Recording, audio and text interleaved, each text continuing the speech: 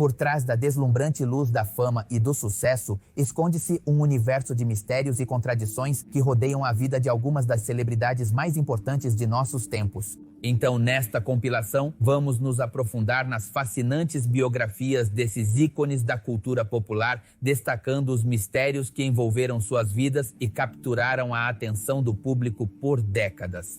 Uma mulher bonita nunca precisa de dinheiro.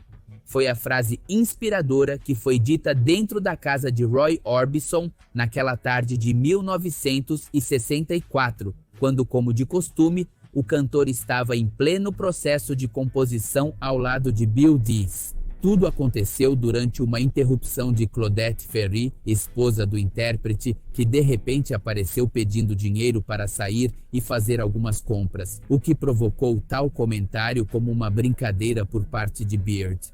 Depois de algumas risadas, a mulher saiu e a dupla continuou com seus trabalhos, sem saber que estavam prestes a criar um dos maiores sucessos dos anos 70, Oh Pretty Woman, que se tornou o número 1 nas listas de popularidade.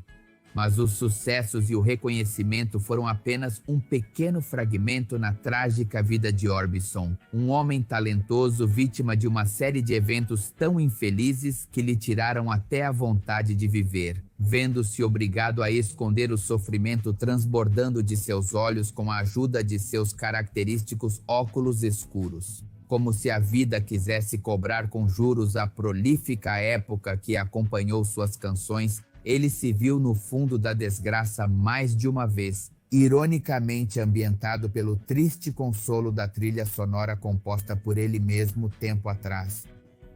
A dor de um amor fragmentado, a morte de seus filhos e uma carreira sepultada pareciam ser a quebra que colocaria um ponto final em seus gloriosos anos no mundo da música.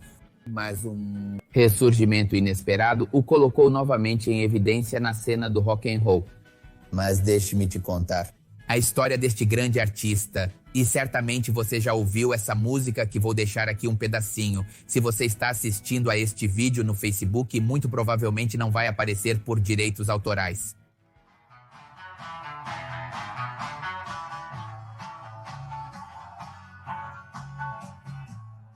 Roy Kelton Orbison nasceu em Vernon, no Texas, em 23 de abril de 1936 e apenas 6 anos depois obteve sua primeira guitarra, mostrando desde então seu inegável talento. Ao completar 8 anos, começou a participar de um programa de rádio local, tendo como ídolos grandes ícones da música country e western como Letty Frizzell, Hank Williams e Jimmie Rodgers. Essas pequenas aparições abriram o caminho que o levaria a fazer parte de um grupo musical durante seus anos de ensino médio, que tocava rockabilly, country e western. Éramos os Swing Westerners e lembro que nos ofereceram $400 por um show. Foi aí que percebi que poderia ganhar a vida tocando música. Ele recordou disso em uma entrevista. Assim, ele foi transformando seu passatempo mais querido em um possível sustento econômico do qual poderia viver como sempre sonhou.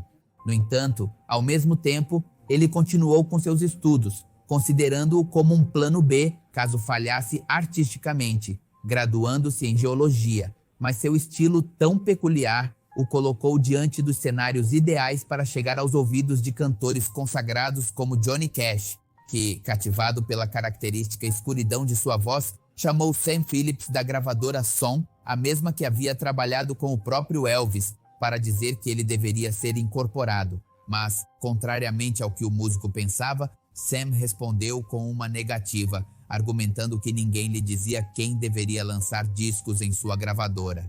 Palavras que logo ele ignoraria, ao encontrar-se uma noite com Orbison, reconhecendo seu talento, vendo a riqueza que poderia ganhar. De apenas ter este cantor singular. Talvez conversaram um pouco sobre o que juntos poderiam alcançar. Só que a ambição do produtor o tornava muito pouco generoso com o pagamento dos royalties. Portanto, Roy desistiu de qualquer acordo, seguindo seu caminho que cada vez mais se inclinava para o rock. Após uma trajetória de tentativas e fracassos, foi somente no início dos anos 60 que finalmente começaram a chegar os sucessos, mas não sem antes uma jornada em que em algum momento ele desistiu. Sabendo o quão complicado era se tornar famoso, razão pela qual ganhar a vida como compositor parecia o mais viável. Isso funcionou por um tempo, obtendo sua maior fonte de renda dos direitos autorais de uma música escrita pelos Everly Brothers, que a incluíram em um de seus trabalhos.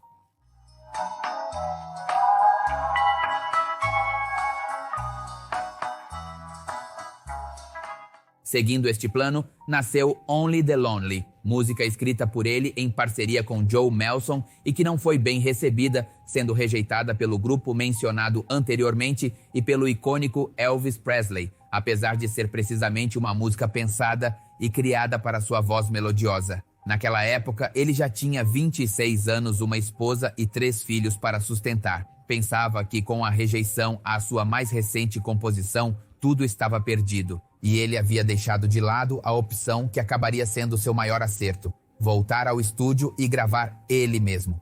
O resultado foi totalmente majestoso e impossível de passar despercebido, tanto pelo público quanto pelas figuras mais representativas e populares do rock. Roy Orbison começou a tocar em todos os lugares, posicionando-se entre os primeiros lugares nas listas de popularidade. Only the Lonely abriu as portas para diferentes shows de televisão, bem como lhe deu uma história que seria contada de geração em geração. Disse que depois de ouvir a música no rádio, Orbis ficou fascinado. Foi a uma grande loja de discos e comprou tantas cópias quanto pôde. Depois as distribuiu entre seus amigos para incentivá-los a ouvir a obra-prima de seu colega.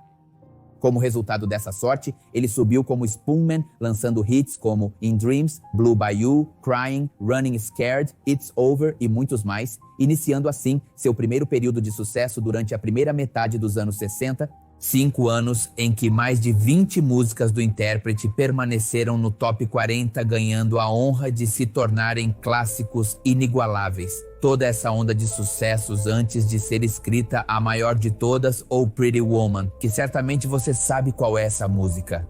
É cultura geral. Chegou em 1964, inspirada por sua amada esposa Claudette Ferry, com quem ele teve um relacionamento desde que ela era adolescente.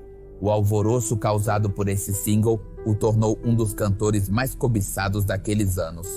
Vendeu mais de 7 milhões de cópias e, após o término de seu contrato com a Monument Records, foi oferecido a ele um valor milionário pela Metro-Goldwyn-Mayer, com planos atraentes para o futuro.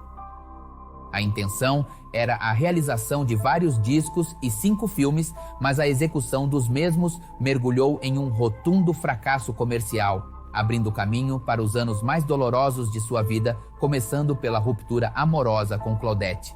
Com tanto trabalho, a agenda do cantor ficou excessivamente saturada, fazendo com que ele colocasse em segundo plano o relacionamento com sua esposa, que, consequentemente ao constante abandono de seu marido, iniciou um romance com o arquiteto que estava construindo sua nova casa. Após essa ruptura, eles se separaram por alguns meses antes de darem outra chance um ao outro e ficarem presos em um círculo vicioso de rompimentos e reconciliações.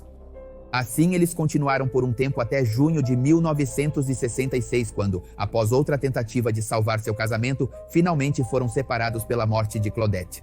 Ambos fanáticos por motocicletas, uma tarde saíram para aproveitar seu passatempo e um acidente fatal tirou a vida da mulher, que após perder o controle, colidiu com a parte traseira de um caminhão, causando sua morte imediata. Orbison sofreu com a partida da musa que inspirou sua canção de maior sucesso, graças à qual saboreou as delícias da fama e assinou contratos milionários.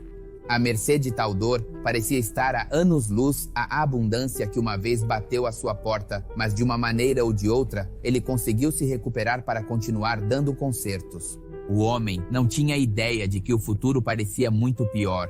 Quanto mais o tempo passava e mais ele se recuperava de sua perda, outra tragédia o assombrava como um golpe de misericórdia em suas desventuras: a morte de seus 2 filhos, apenas 2 anos após o primeiro golpe fatal em seu cruel destino. Em 1968, enquanto dava um show em um festival inglês, ocorreu o acidente mais devastador. Seus 2 filhos perderam a vida em um incêndio que começou dentro de sua casa. Um evento que acabou por devastá-lo, tirando-lhe a pouca alegria que encontrava no consolo deles. Nos dias seguintes ao incidente, ele não sabia como superar tal dor, se fechando em si mesmo, sendo incapaz de cuidar do filho que lhe restava. Ele era o mais novo e único sobrevivente, enviado para viver com seus avós. Algum tempo depois, ele deu a si mesmo uma nova oportunidade no amor, com uma jovem alemã de 18 anos chamada Barbara Jacobs. Assim que se conheceram um pouco melhor, se casaram e se tornaram pais.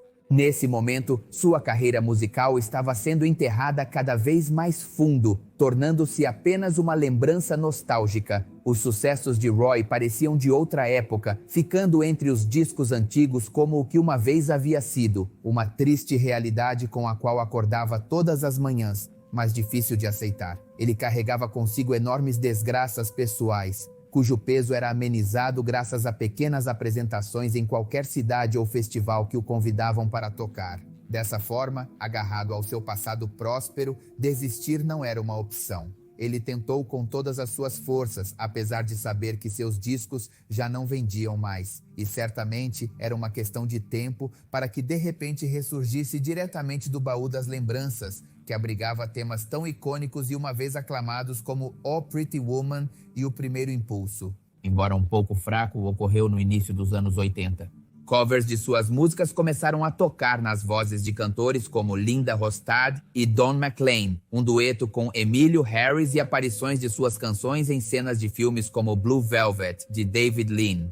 Pequenas referências à sua história como músico, que embora o tenham colocado no mapa novamente. Foram momentos fugazes incapazes de reviver uma carreira agonizante como a que ele sonhava. Passou muitos meses esperando o retorno triunfal que tanto merecia, após cair em um profundo buraco emocional, até que de repente aconteceu. Como um furacão de fortuna, prosperidade e oportunidades inigualáveis bateram à sua porta repentinamente. Nada comparado ao que ele havia sonhado em seu período mais sombrio, pois o panorama parecia muito melhor para a icônica figura de óculos escuros e cabelo tingido de preto.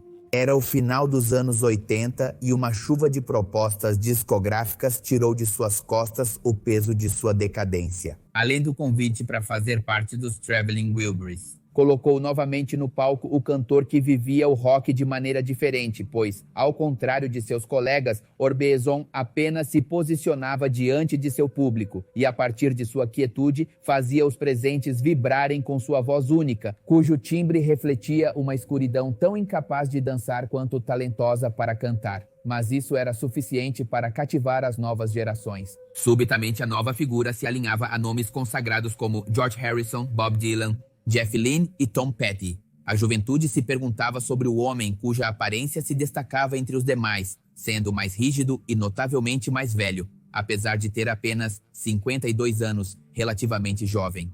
Era o preço de tantos infortúnios, mas eram esquecidos tão rapidamente quanto ele pegava o microfone. Por trás daqueles óculos escuros se escondia uma verdadeira lenda, renascendo como uma fênix, reconquistando quem já o ouviu e somando admirações ou admiradores ao pisar no palco. Não passou muito tempo quando, no auge de seu retorno, foi realizado um concerto especial gravado principalmente para televisão e posteriormente editado para CD.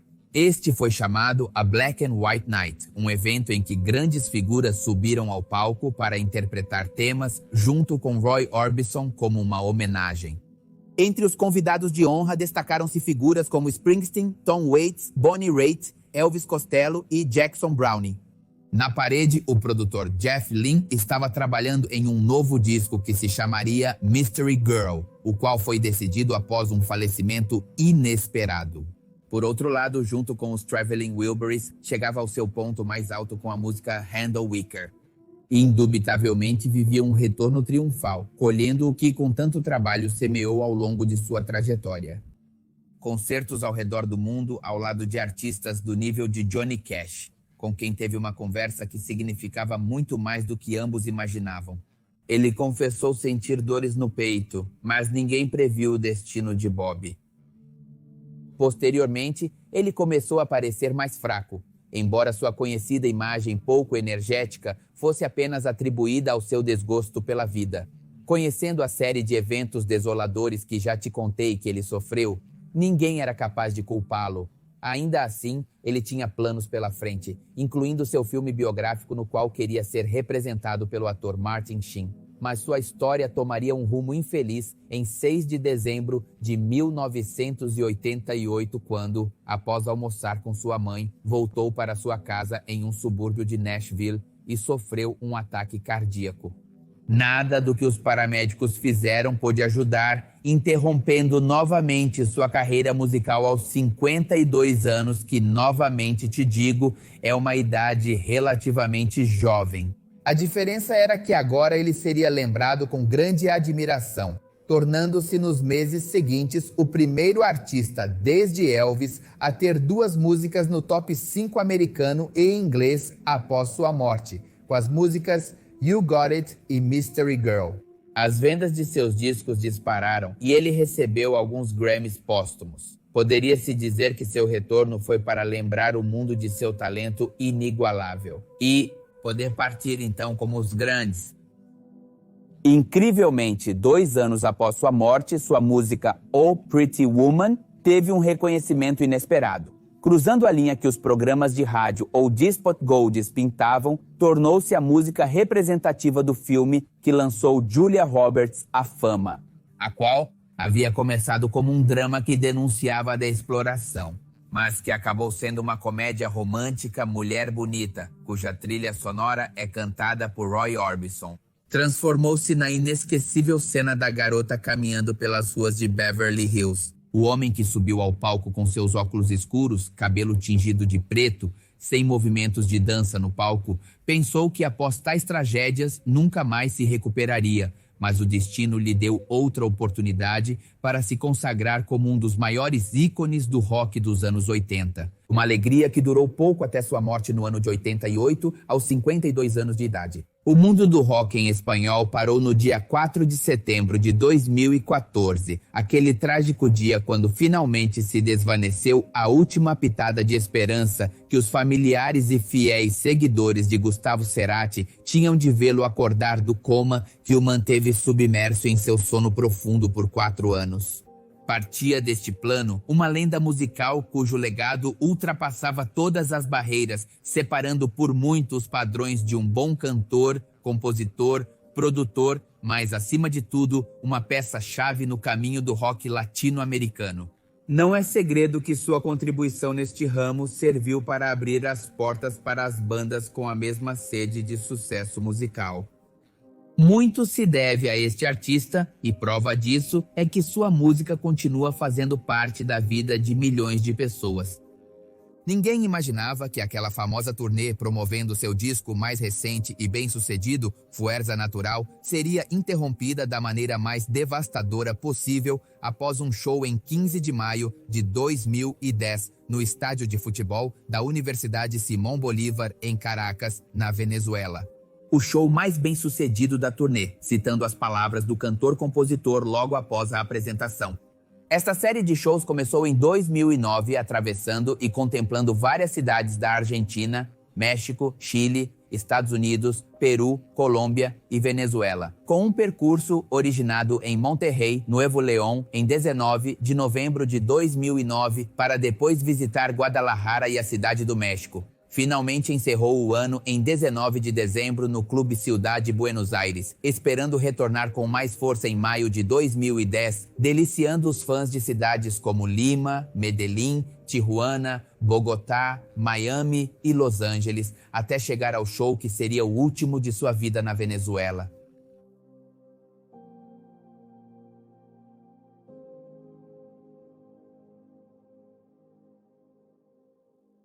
Sua chegada causou grande emoção e euforia, até despertou nostálgicas lembranças de quando, em 1997, cativou seus seguidores no estacionamento do poliedro dessa cidade, junto com seus companheiros de banda, protagonizando o que seria a última turnê da banda, mas esses detalhes abordaremos um pouco mais adiante. Durante sua estadia, teve a oportunidade de conhecer mais sobre a cultura, gastronomia e lugares para se divertir, como o clube noturno chamado Moulin Rouge, onde foi visto desfrutando de bons momentos. No dia seguinte, acordou entusiasmado pela noite que o esperava na companhia de sua tão querida banda. Começaram à tarde com o teste de som e todos os preparativos para deixar o palco pronto e fazer história. Horas mais tarde chegou o momento. Gustavo Cerati apareceu diante de seus milhares de espectadores, vestindo um terno branco com um casaco cheio de detalhes prateados.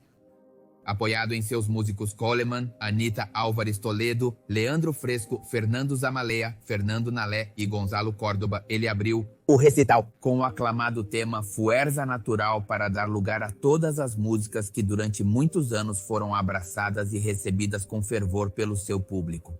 Cada música mais aplaudida que a anterior, de repente o estádio inteiro estava rendido aos seus pés. O argentino transformou o palco da Simón Bolívar em um lugar íntimo para entoar Cactus e Perdonares Divino, uma praça que foi cúmplice ao presenteá-lo com uma densa neblina. Podiam-se ler críticas como esta nos diferentes jornais da Venezuela. No entanto, apesar de o concerto ter sido cheio de emoção do início ao fim, houve um momento que se destacou entre os demais pela forma sublime como ele se despediu interpretando o Lago no Céu. Bem, tem um presente, não meu, da natureza ou o que seja para todos um lago no céu. Obrigado, Caracas. Isto foi evidentemente dito por Cerati com uma voz extremamente entusiasmada antes de começar a tocar a última música, cuja letra ressoou nos corações dos presentes e ficou exatamente La plasmada para sempre. Vamos devagar para encontrar o tempo. É areia nas minhas mãos, era o que cantavam em uníssono com o cantor todos os seus seguidores, que em seguida encerrou o show com um solo de guitarra estendido aproximadamente por quase 2 minutos. Ninguém tinha ideia de que esses 2 minutos, infelizmente, seriam os últimos que ouviriam tocar um músico tão incrível, transformando seu último solo de guitarra no mais inesquecível. Ele deixou o palco completamente agradecido pela resposta do público e, como de costume, se reuniu com um dos músicos chamado Coleman e seu querido amigo Arian Taberna, que cuidava dos testes de som e assuntos relacionados. Costumavam se reunir no camarim para avaliar o show e, naquela ocasião, disseram que tinha sido o melhor da turnê. Estavam muito saborosos. Conversaram alguns minutos entre eles, comida, bebidas, e imediatamente Coleman saiu para se reunir com o resto da equipe. Enquanto isso, Adrián e Cerati ficaram a sós. Eu o vi muito pálido lá. Ele estava lá, estava perto de mim, 2 cabeças, e eu olhei assim para ele e disse: "É ruim?" Eu disse: Sim, por quê?" Não, estou cansado, e então ele voltou para o camarim e isso foi antes do acidente. O artista caminhou um pouco confuso para o camarim, esperando que com um pouco de descanso se sentisse melhor, mas isso era apenas o começo do fim, infelizmente. Apenas alguns minutos depois, a equipe dele o encontrou reclinado no sofá com a camisa desabotoada e a boca entreaberta. Era sinal de que algo sério estava acontecendo com ele, mas nunca imaginaram a magnitude do problema que estava por vir. Assim que descobriram a situação, chamaram os paramédicos que ainda estavam na área do evento. Os espectadores apenas estavam saindo do estádio e não era uma boa ideia tornar o incidente mais visível. Queriam evitar a todo custo que qualquer repórter rondando pelos corredores percebesse isso. Então esperaram um pouco mais até a entrada da meia-noite para tirar o músico na maca da ambulância. Dirigiram-se ao centro médico La Trinidad, onde foram obrigados a se retirar devido a um curto-circuito no fornecimento de luz e seguiram para outro centro de saúde para realizar os primeiros exames. Quando foi prudente, voltaram ao primeiro hospital e esperaram por notícias. Conforme o tempo passava, eu percebia a seriedade do ocorrido. Mas nunca pensei nas consequências tão graves. Desta forma, a cada segundo que passava, tornava-se cada vez mais complicado manter a situação em segredo. Então, às 5 da manhã, na conta oficial do Twitter do músico, a seguinte mensagem foi publicada: Gustavo teve uma descompensação após o show em Caracas, mas informamos que ele está se recuperando favoravelmente. No entanto, eles não poderiam estar mais errados com este tweet.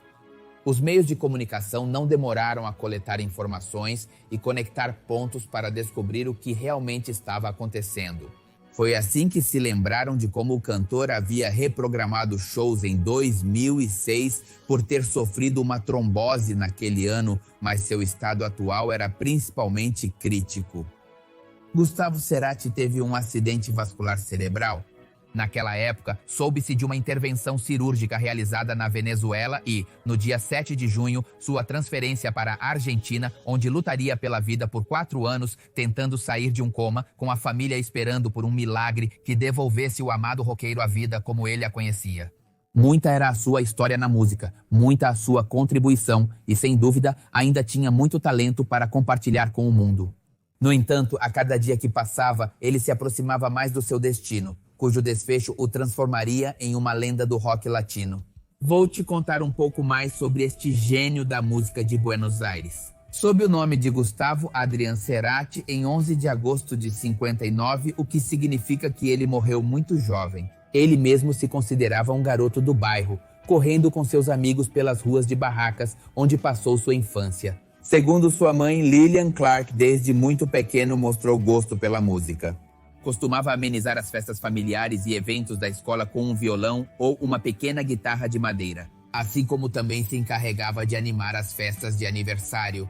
Para a sua adolescência, em alguma ocasião, o próprio Cerati contou como a viveu. Passei a maior parte da minha adolescência em Vila Ortuzar. Vivia como um garoto normal. Tenho 2 irmãs e eu era o que estava na rua o tempo todo com meu grupo de amigos e jogando bola. Minha atividade mais importante fora da escola era desenhar. Eu me lembrava disso em entrevistas. Esse garoto com 2 paixões de expressão artística teve que escolher entre a música e o desenho. Foi assim que, apesar de ser um excelente aspirante a desenhista, acabou se dedicando totalmente ao que realmente o apaixonava mais, evidentemente a música. Tinha apenas 14 anos quando começou a formar seus primeiros grupos musicais e atuava como responsável pelo coral do colégio Instituto San Roque, uma experiência que lhe deu as bases necessárias para seu futuro como músico. No entanto, algum tempo depois, quando precisou escolher uma carreira universitária, optou pela publicidade, o que na verdade só serviu para conhecer quem se tornaria o baixista do Soda Stereo meses depois. Seu nome era Hector Z. Bóscio, ambos com talentos musicais. Estabeleceram uma relação próxima desde o início, tornando-se mais forte durante o verão de 82, época decisiva para completar o que seria, pode-se dizer, uma das melhores bandas de rock da Argentina ou da América Latina. Esses garotos, completamente decididos a seguir como músicos, voltaram a Buenos Aires para formar uma banda, que seria nada mais, nada menos que Soda Stereo, cuja decolagem foi completada com a chegada do baterista, um garoto chamado Charlie. Ela era conhecida da irmã do Cerati. Ela costumava ligar para ele frequentemente, até que, por, digamos, acaso do destino, ele atendeu. A chamada foi crucial para iniciar uma conversa sobre música e eles marcaram uma audição para ver se poderiam se unir como banda. A partir daí, eles não parariam até se tornarem o que hoje conhecemos como Soda Stereo, um grupo extremamente relevante na cultura do rock em espanhol, com membros incrivelmente talentosos. Em julho de 83, começaram a fazer suas primeiras apresentações na discoteca Airport e no Stott Free Pop, tornando-se um grupo underground, compartilhando palcos com bandas como Sumo e Vírus. Mas a carreira deles iria muito além do que imaginavam. Em 1984, lançaram seu primeiro álbum, Soda Stereo, que abriu as portas para diferentes festivais, onde a resposta do público foi incrivelmente favorável. Como espuma, a popularidade deles crescia, ao ponto de se apresentarem como convidados especiais no Festival de Vinha del Mar e iniciarem sua própria turnê no ano de 86. Nada o deteria nos próximos anos, forjando uma trajetória de 15 anos no total, cujo trabalho se distribui em 7 álbuns de estúdio, que são Soda Stereo, Nada Personal, Signos, Doble Vida, Canción Animal, Dínamo, Sueño Stereo. Mais algumas produções ao vivo se mantiveram estáveis e sem descanso, até que pouco a pouco as situações familiares, pessoais e de grupo começaram a se tornar um pouco mais turvas. Em 1994, uma tragédia abalou a banda, mas principalmente o baixista, que perdeu seu filho em um acidente de trânsito. Essa foi a primeira vez que a opção de se separar foi colocada sobre a mesa, No entanto, não se tornaria realidade até o ano de 97, quando o líder do grupo tornou pública uma carta dirigida a todos os seus seguidores, onde explicava a triste notícia, para muitos, inclusive devastadora. Essas linhas surgem do que percebi nesses dias na rua, nos fãs que se aproximam de mim, nas pessoas que me cercam e na minha própria experiência pessoal. Compartilho a tristeza que a notícia da nossa dissolução gera em muitos. Eu mesmo estou imerso nesse estado porque poucas coisas foram tão importantes e gratificantes na minha vida como o astério deles. Dessa maneira, ele começou a relatar, dando lugar a um texto que certamente foi escrito em um mar de emoções conflitantes, concluindo com estas palavras. Essa decisão nasceu de dentro do grupo, e de lá também surge uma nova desculpa para nos encontrarmos novamente pela última vez. A música que é a que melhor fala e falará por nós. Forte abraço, até logo. Não apenas anunciava a notícia de sua separação, mas também a de uma última turnê em grupo para ter a despedida que mereciam. Esta começou em 30 de agosto de 1997 na Cidade do México, passando por Monterrey, Caracas e Santiago do Chile. Sua última parada foi no estádio do River Plate em 20 de setembro de 1997. Lá, mais de 60 mil pessoas seriam testemunhas do que parecia ser a última apresentação ao vivo de um grupo que marcou gerações. Na manhã do último show, Gustavo acordou cedo e espiou pela janela da sala as pessoas que já faziam fila desde o meio-dia. Olhando através da persiana, ele se divertia pensando que ninguém lá embaixo imaginava que enquanto eles esperavam para vê-lo transformado quase em um deus no palco, naquela mesma noite, ele estava ali na frente cuidando das tarefas domésticas de sua casa. Isso foi relatado pelo jornalista Juan Morvis em uma coluna do jornal The New York Times, complementando a anedota dizendo o seguinte: seu apartamento na Argentina fica exatamente a 4 quarteirões do estádio, e ele tinha pensado em se disfarçar e atravessar a pé, mas a afluência do público era tão grande que o plano era impossível. Eram apenas 11 horas e 35 minutos da noite e o estádio escureceu como um mistério, e para que apenas os flashes das câmeras dos repórteres capturassem o momento histórico,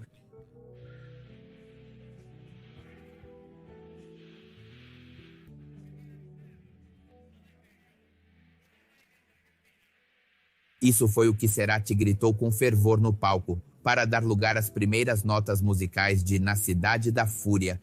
Foi um dia muito estranho. Comecei o show muito triste pensando que era a última vez que tocava cada tema da banda. Isso foi contado por um dos membros, pois nem ele nem ninguém mais sabiam que em 2007 fariam uma turnê intitulada Me Verás Voltar.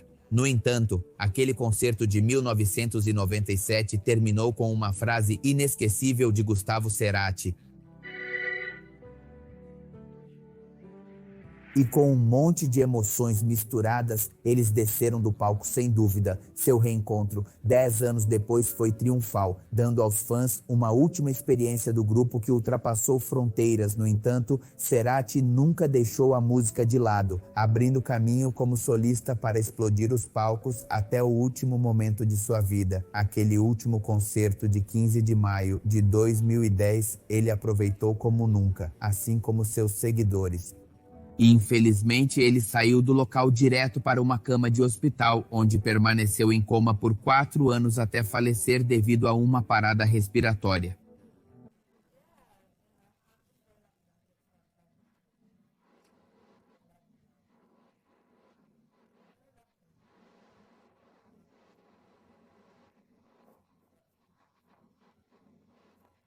Não. Acho que ela vai ser famosa.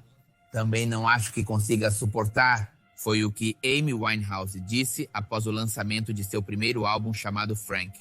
Previsão que por um lado superou suas expectativas, enquanto por outro lado foi cumprida à risca. Foi incapaz de tolerar a fama mundial que a invadiu apenas 5 anos após iniciar sua carreira. Período em que seu declínio como artista e pessoa foram o assunto da imprensa até que, infelizmente, se juntou ao famoso e trágico Clube dos 27. O talento natural desta cantora foi suficiente para catapultá-la ao topo em tempo recorde. Sendo uma artista completa, desde compositora, músico e intérprete, não conseguiu suportar o peso do gigantesco sucesso que, somado aos transtornos arrastados desde a sua adolescência, culminou da pior maneira, autodestruição e tormentosos vazios silenciados pelos efeitos das substâncias e do álcool.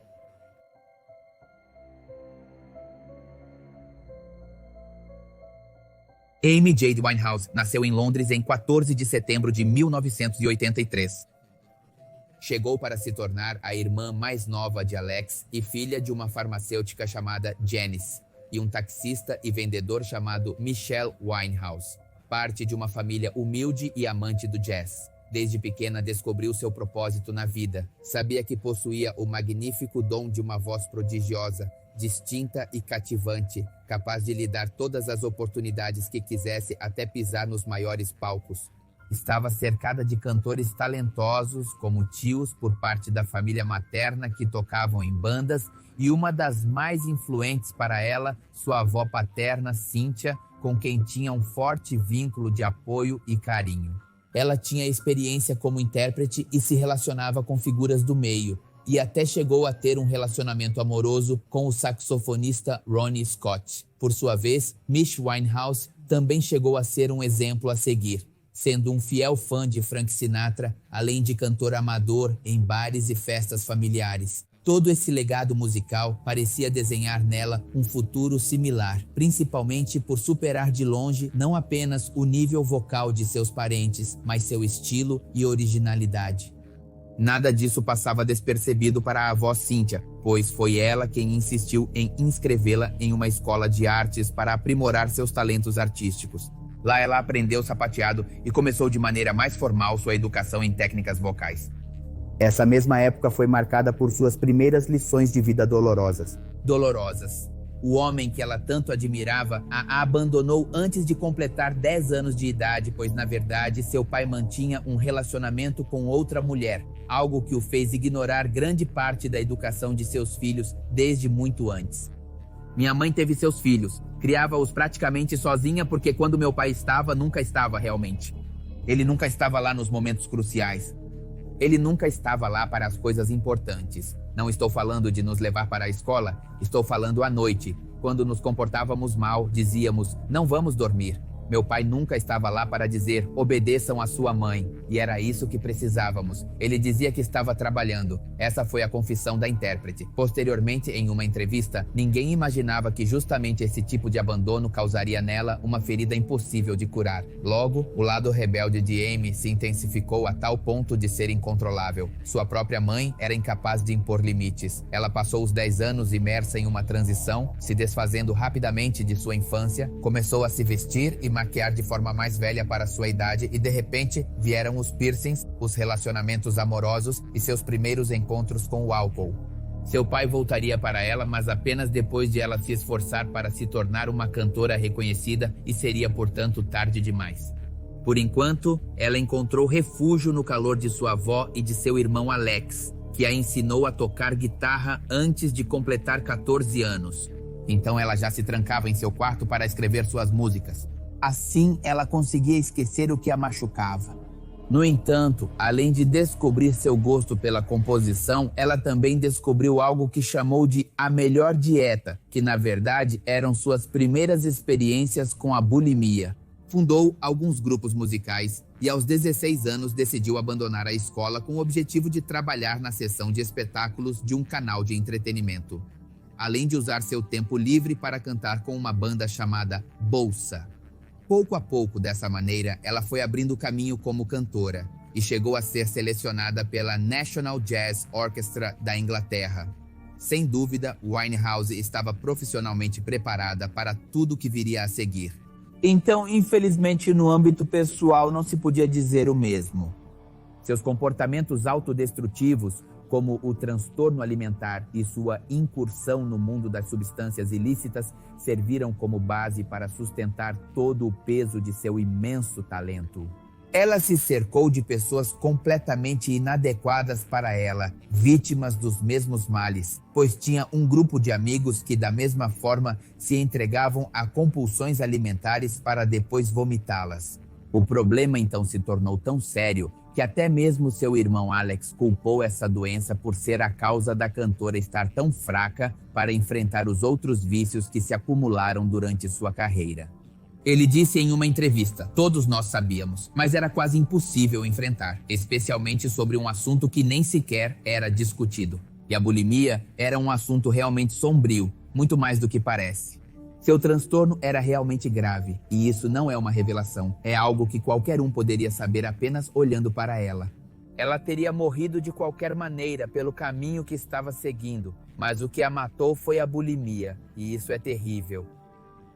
Neste caminho instável, ela conheceu o músico Taylor James, que além de se tornar um de seus amigos mais próximos, foi seu parceiro e quem lhe deu o impulso que precisava para mostrar seu trabalho com uma gravadora. Assim, em 2002, Amy assinou contrato com o criador do American Idol, Simon Fowler. As gravações de seu primeiro álbum começaram enquanto, por outro lado, ela continuava cantando jazz no Cobden Club. No entanto, o produtor tentou a todo custo manter a identidade da talentosa garota em segredo até o lançamento esperado, embora não contasse com a sensação que uma voz tão singular como a dela causava, mesmo se ouvida apenas em coros. Foi por mera casualidade que o executivo musical, Darkus Bees, a ouviu, numa ocasião em que ele mostrava uma compilação dos The Winds of Brothers, onde a intérprete participava fazendo algumas vozes. A paixão foi imediata. No entanto, o gerente tinha estritamente proibido revelar sua identidade. Dessa forma, passaram-se meses até que Darkus finalmente descobrisse o rosto e o nome da misteriosa cantora que a discografia Electric and Musical Industries já havia contratado até então, bem como existia uma forte relação colaborativa entre ela e o produtor Saddam Remy. No entanto, nada pôde evitar que a palavra se espalhasse, e logo a Virgin se juntou à lista de interessados, fazendo com que 4 gravadoras disputassem o talento de uma cantora cuja estreia ainda era nos bastidores. Os experientes da indústria musical sabiam perfeitamente que a mulher se tornaria uma mina de ouro. Era apenas uma questão de tempo para que seu nome e sua música soassem em todo o mundo. Com essa certeza, o álbum Frank foi lançado em 20 de outubro de 2003. A cantora acabara de entrar em seus 20 anos e iniciava uma das carreiras mais bem-sucedidas e curtas do último milênio, se apresentando ao mundo através de canções enriquecidas com influências do jazz. Todas foram escritas por ela, exceto por 2 covers produzidos por Remy e elogiado pela crítica, sendo até mesmo comparada com a própria Sarah Vaughan, uma de suas ídolas mais representativas. A música Stronger Than Me se posicionou nos primeiros lugares das paradas britânicas, superando todas as suas expectativas, considerando a resposta que ela deu a um repórter quando perguntada se seria famosa ou não. "Quão famosa você vai ser? Minha música não entra nessa escala. Não acho que você é famoso. Também não acho que conseguiria suportar." Essas foram as palavras da cantora e, evidentemente, ela estava errada na metade dessa resposta. Sua música ultrapassaria fronteiras. Chegaria tão alto que a queda seria tão devastadora e incapaz de suportar como ela previu. Após o sucesso de Frank, ela decidiu que seria ela quem tomaria todas as decisões em relação à sua música. Contratou a banda da cantora nova-iorquina Sharon Jones como acompanhante tanto em estúdio quanto em turnês e incluiu seu pai no processo de produção. Mais tarde, em 2006, começou o trabalho para o lançamento do álbum Back to Black, um trabalho produzido por Michelle Winehouse e Remy que se tornaria um dos mais vendidos e premiados da história.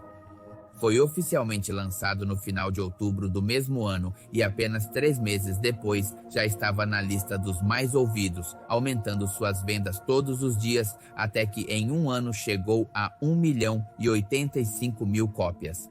Na lista da Billboard, posicionou-se no 7º lugar e Rehab, uma de suas músicas mais populares, foi classificada pela revista Time como a melhor música de 2007, gerando uma opinião extremamente favorável. É insolente, graciosa, embaraçosa e provavelmente está louca. É impossível não se deixar seduzir pela sua originalidade. Era o que dizia a resenha. Mas milhões de pessoas ainda se rendiam a tal obra de arte. Todo mundo a adorava. Mas ninguém imaginava a desolação por trás de cada palavra escrita em suas músicas. À medida que sua carreira crescia, sua depressão também aumentava, tornando-se em cada show mais evidente a melancolia que ela carregava e que subia com ela ao palco. Uma das noites mais tristes foi assim que um crítico descreveu seu show realizado no estádio de Birmingham.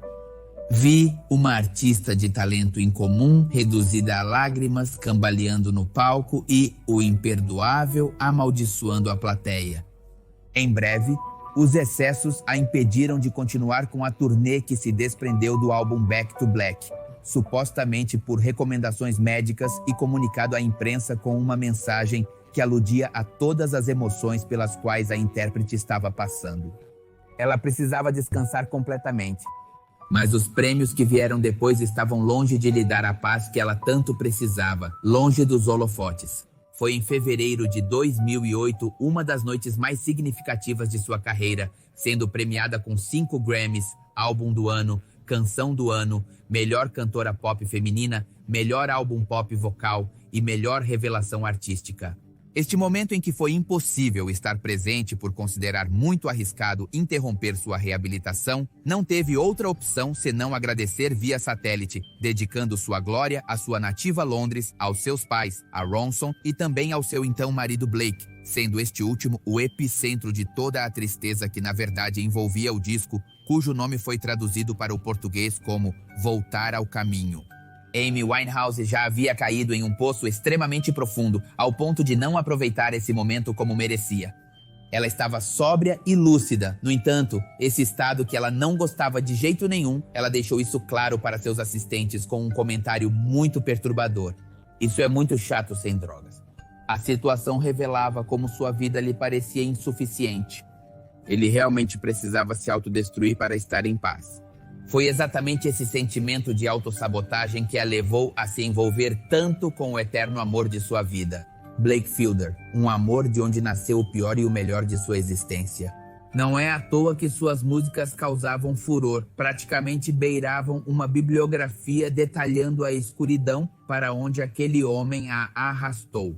Eles se conheceram em 2004, foram como ímãs se atraindo completamente. Ele, que aos 9 anos já havia cortado os pulsos, e ela, que aos 14 já sofria de bulimia. Imagine essa bomba. Duas pessoas marcadas pelas feridas do passado, que longe de se ajudarem a curar, juntos pioravam um para o outro, principalmente para a cantora, que apesar de consumir substâncias ilícitas antes, nunca tinha ido além com as mais perigosas e viciantes. Ela deu tudo por ele, incluindo sua dignidade, até que um ano depois Fielder a apunhalou pelas costas, voltando com sua ex-parceira Amy. Imagine, ela não poderia se recuperar de tal traição e fez o que sabia melhor: se refugiar entre pílulas, compulsões alimentares, álcool e substâncias, mas acima de tudo, escrever, criando seu melhor trabalho, Back to Black, mas este não seria o fim de seu relacionamento caótico.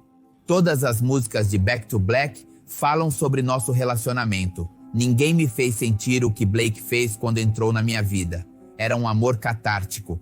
A maneira como nos tratávamos me fazia sentir mal. Mas nos separamos e percebemos o quanto nos amávamos. Foi o que ela disse em uma entrevista após a reconciliação. Nos amávamos de uma maneira intensa e provavelmente de uma forma doentia e codependente. Ela também enfatizou nesta entrevista. O casal se casou em 18 de maio de 2007, mas pouco durou sua maneira distorcida de ser feliz, já que Drake foi preso por agressão, suborno e tentativas de obstrução da justiça. Quanto a ela, em 2009 pediu o divórcio e tentou com toda a sua coragem se reabilitar, passando alguns meses em uma ilha para se desintoxicar e compor novas músicas pensando em seu próximo álbum. Ela tinha altos e baixos, mas a luta contra o álcool foi a mais difícil e impossível de vencer.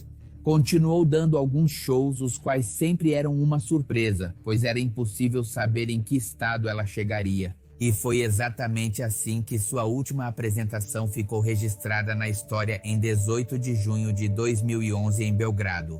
Perdida, vagando entre os músicos sem qualquer direção, sem saber a letra de suas próprias composições e balbuciando coisas indistinguíveis.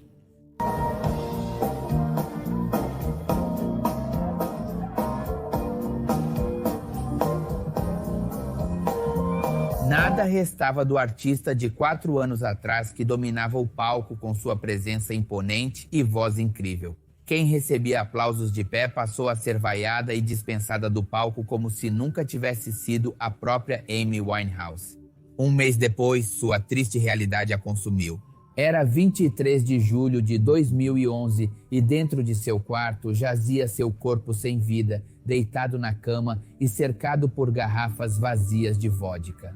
Tinha 416 milésimos% de álcool no sangue no momento de perder a vida, mais de 5 vezes acima do limite legal.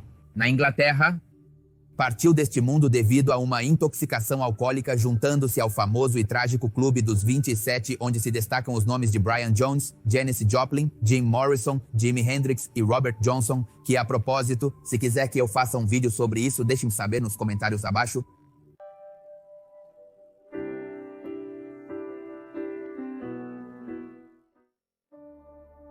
Graças ao seu talento, ela foi reconhecida mundialmente.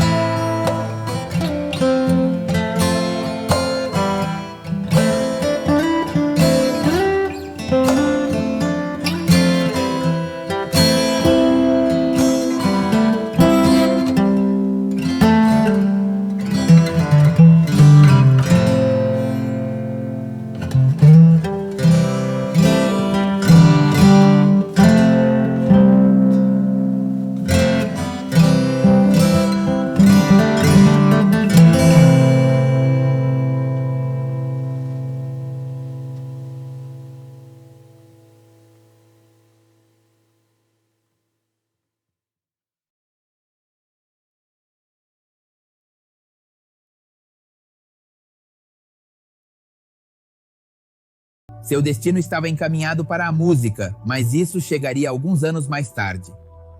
Por enquanto, ele gostava de passar o tempo praticando um de seus esportes favoritos, o beisebol, para o qual possuía um talento nato. As tardes de jogo com seus amigos, sempre acompanhado de seu irmão, eram praticando este esporte. Os Carpenter eram muito unidos, e para onde quer que um fosse, o outro o seguia. A relação deles, como eu te disse, era boa, mas sabotada por Agnes, que se irritava frequentemente com sua filha por ser escolhida antes de Richard para fazer parte de uma das equipes de beisebol formadas entre os amigos do bairro. Talvez ela tenha sido a principal razão para o ciúme excessivo do garoto em relação à sua irmã, que começou a mostrar uma vez que ambos triunfaram na música. Naquela época, quem desenhava um futuro promissor era ele, e com o passar dos anos, tornou-se um excelente pianista, inspirando seus pais a se mudarem para a Califórnia em busca de sua grande oportunidade. Foi assim que em 1963 chegaram a Downey, nos arredores de Los Angeles. Apesar de não concordar com essa decisão, Karen teve que acatar as ordens de seus pais, mudando-se com eles e deixando seus amigos para trás. Logo fez novas amizades e ingressou em sua nova escola secundária, onde fez de tudo para substituir a ginástica por alguma outra atividade que não detestasse tanto. Foi então que finalmente descobriu o talento natural que tinha para tocar bateria. Mais tarde, após sua formatura e com tanta prática nesse instrumento, já estava pronta para dar o próximo passo. Então, junto com seu irmão e outros amigos chamados Wes Jacobs, formaram o grupo Richard Carpenter Trio. Começaram tocando principalmente jazz em diferentes bares de Hollywood, ganharam alguma experiência e em 1966 isso lhes deu a confiança para participar de um concurso musical. Por serem tão bons, ganharam o primeiro lugar, que como prêmio era assinar um contrato com a gravadora Radio Corporation of America. No entanto, contrariamente ao que esperavam, nunca se concretizou a realização de um disco. Por isso, o membro Jacobs, um pouco decepcionado, decidiu abandonar o grupo. Talvez fosse um pequeno obstáculo para os talentosos irmãos, mas não o suficiente para que nenhum deles desistisse do que mais gostavam de fazer, especialmente Richard, que durante este último tempo estava observando as grandes virtudes que sua irmã demonstrava. Ela tinha potencial que, se usado adequadamente e estrategicamente, traria fortuna para a família. Uma garota contralto com um timbre de voz requintado, algo que ela usou a seu favor criando melodias perfeitas para harmonizar com seus registros baixos. O irmão mais velho estava decidido que ela se tornaria a cantora principal do grupo que nasceu posteriormente chamado Spectrum, o qual, na verdade, apenas deu o impulso que eles precisavam para que sua música evoluísse. Foi após isso que veio sua verdadeira oportunidade, quando em 1969 começaram a circular suas demos entre as gravadoras até chegar aos ouvidos de Herbie Alpert, fundador da A&M Records. O empresário, cativado pela voz da garota, não hesitou em dar a ela sua primeira grande oportunidade. Assinaram contratos e começaram a trabalhar no disco Offering. Este foi lançado em 9 de outubro de 1969 com grandes expectativas por parte dos irmãos. Era um trabalho em que a voz de Richard ainda predominava um pouco mais nas canções, mas o sucesso esperado seria tão invisível quanto o próprio álbum que passou sem pena nem glória. Após esse amargo revés, Alpert quis intervir um pouco na carreira da dupla, sugerindo que gravassem a música They Long to Be Close to You, conselho que os carpinteiros seguiram sem objeções. Sem dúvida, a melhor decisão para o sucesso de sua carreira musical, já que foi um grande triunfo. O dono da gravadora era um homem extremamente experiente e havia acertado na música que levaria esses irmãos ao topo, chegando ao primeiro lugar na lista Billboard americana em 1970 e ao 6º lugar na lista do Reino Unido. Vou deixar aqui um pedacinho da música Why, dos Pássaros. Aparecem de repente. Rapidamente adicionaram outro single ao seu pequeno repertório chamado With Only Just Begun, tema lançado poucos meses depois de terem alcançado o topo de uma das listas mais importantes de popularidade. E desta vez não seria diferente, subindo para a posição número 2, o que viria depois seria apenas o reconhecimento do público e a entrada nas grandes ligas no mundo da música. Estavam abrindo caminho com tanta facilidade que não demorou para aparecerem os Grammys e a fortuna. Mantendo-se relevantes, lançaram Top of the World, Please Mr. Postman, Rainy Days and Mondays, There's a Kind of Hush All Over the World e mais músicas que hoje são consideradas clássicas.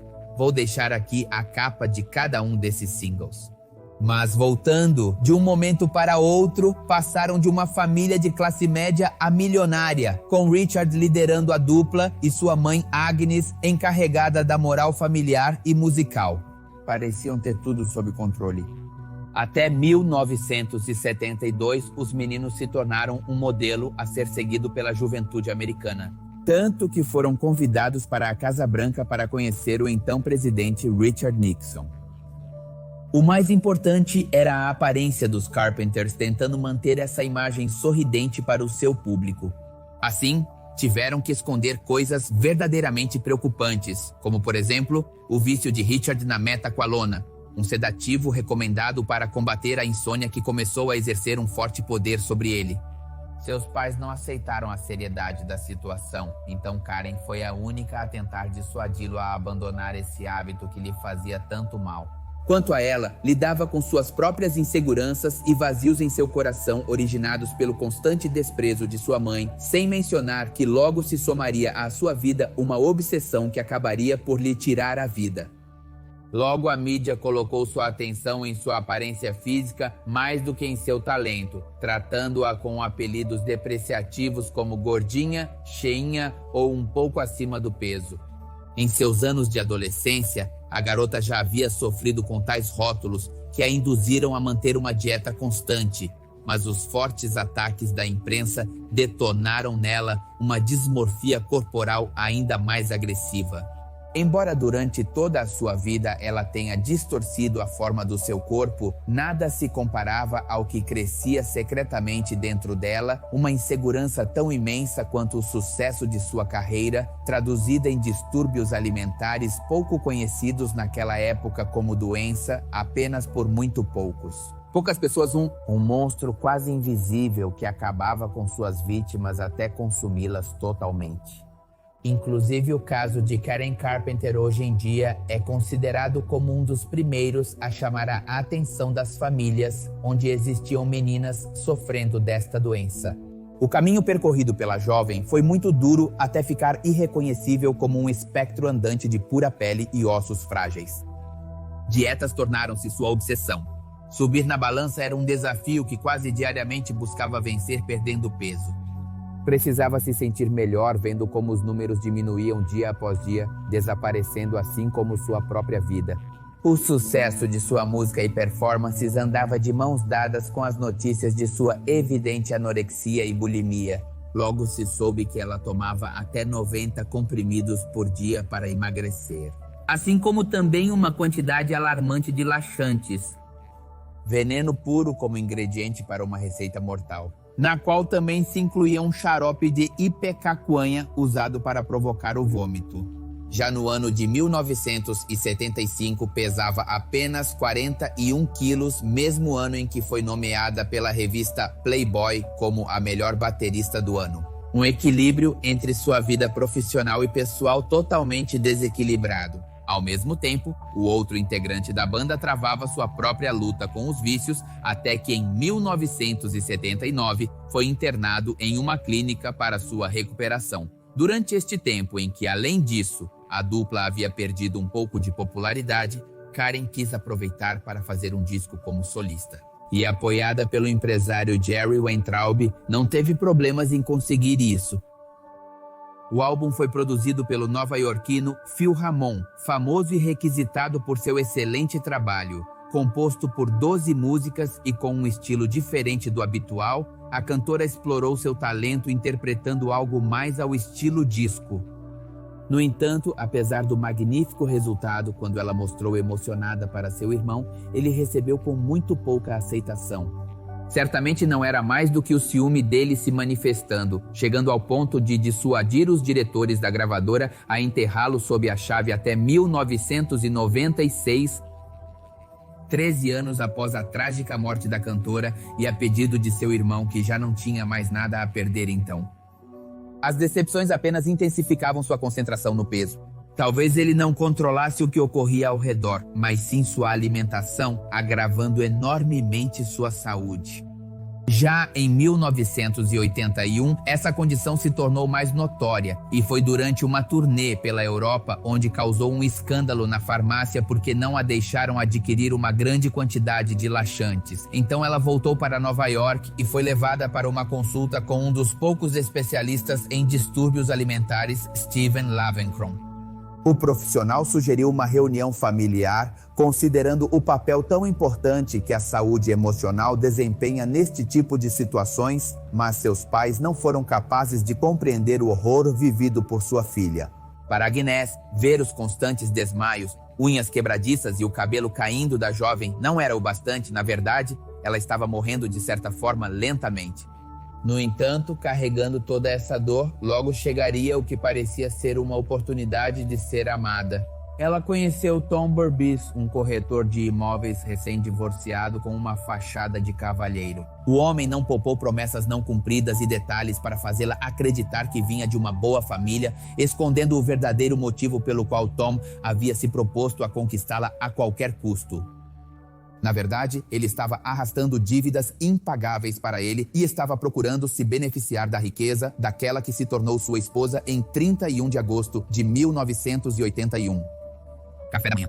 Karen casou-se feliz, mas invadida pelo sentimento de traição, pois algumas semanas antes do casamento, ele confessou ter se submetido a uma cirurgia para não ter filhos, algo que ela ansiava com muita ilusão.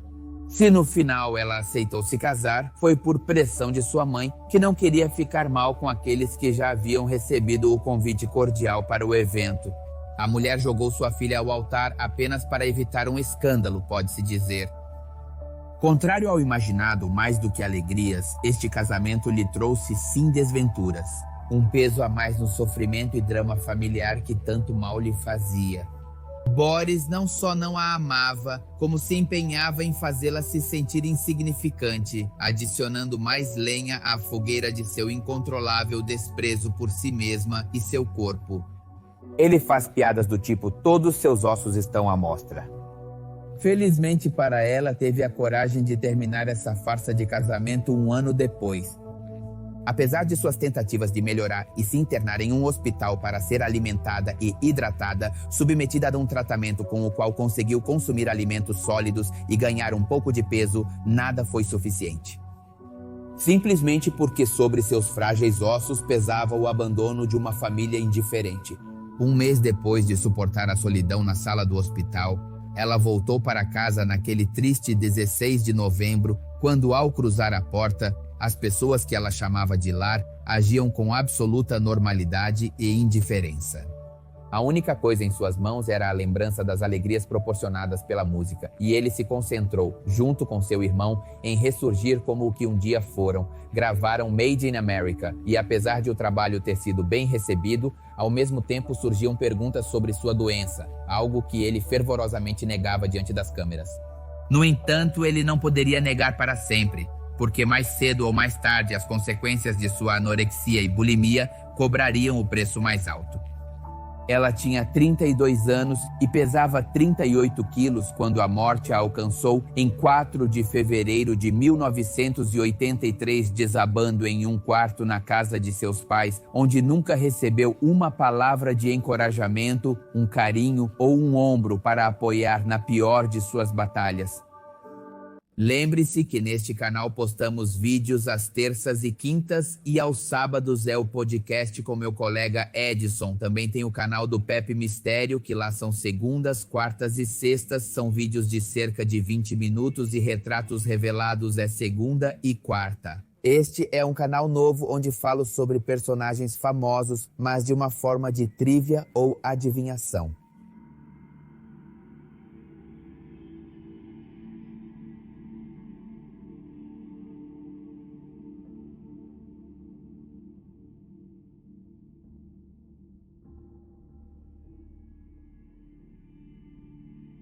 Obrigado.